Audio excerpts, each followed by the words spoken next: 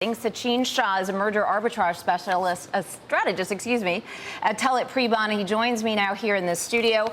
Welcome back to the show. Thank you, Lisa. Sachin, or Sach, as you're called by your friends. Happy Monday. Happy Monday. It's been a while since we've talked about a big deal Monday, but today is certainly one. It qualifies certainly for an August. Yeah, I mean, the general premise, as I've spoken to you in the past and been on Bloomberg, we're in a global restructuring, right? And so this global restructuring, as I've said in the past, is going to last 2 to 3 years. The past 2 weeks, we've seen a lot of volatility. That is actually, in my opinion, going to accelerate the M&A, okay? Because why is that? Primarily because companies need to cut costs. There is no growth, okay? And so it's taboo to say this, Lisa, but I'm going to say it anyway.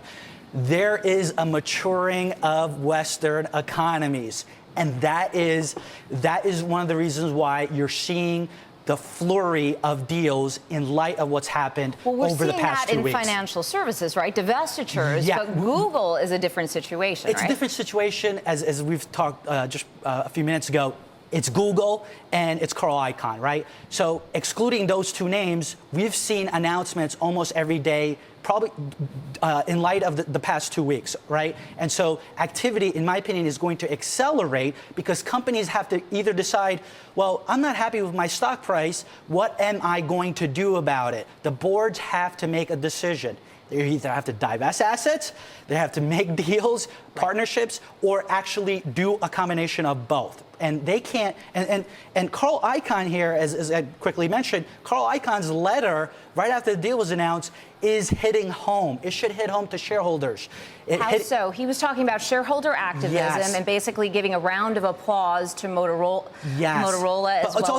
It's also a pat on the back for him, obviously, Lisa. But it's also demonstrating to shareholders of Clorox, Forest Labs, among others. Two deals in the works potentially. Yes. So you have a $80 unsolicited offer for Clorox. The management, the board has said, no thanks, don't trust this guy. We don't believe this deal is going to get financed. Forest Labs, the same thing. Don't nominate this guy's directors. We are good on our own.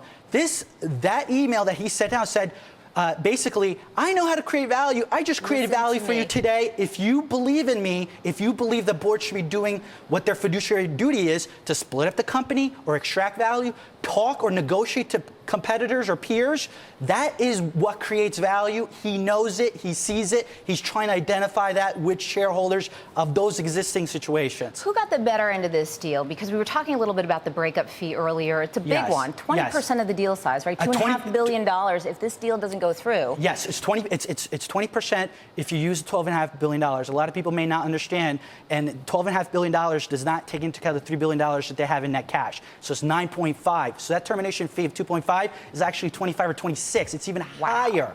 So what this demonstrates to me is that Google is committed in completing this transaction.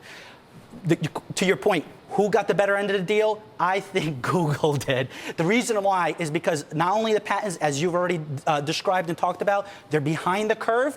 One of the things that people have not noticed is when you look at Motorola Mobility's presentation, it says, slide 17 or 18, from May of this year, mobile handset market from 2010 to 2015, 31% CAGR. Right. You can't see that in any other market. Apple is dominating, as I said before. They're the 800-pound gorilla in the room. Well, if they're an 800-pound gorilla in the room, there's a lot to be had if you get in that room. And Google is trying to not only get the mobile handset market, the home, which was identified in the call, but the patents. So plus you have $3 billion in net cash. That's a pretty good deal to get into this market to go head-to-head with Apple. All right, Sach, we got to end it there, but always appreciate your insight. It'll be interesting to see. Traders don't seem to be quite as optimistic, but every analyst I've spoken to this morning thinks this is a great deal for Google. We'll see if that actually shows up in the trading sometime this week. Lisa. Sachin Shah, always a pleasure to have you on. That was Tullett Prebon. Sachin Shah, as I said, he's a merger arbitrage specialist there.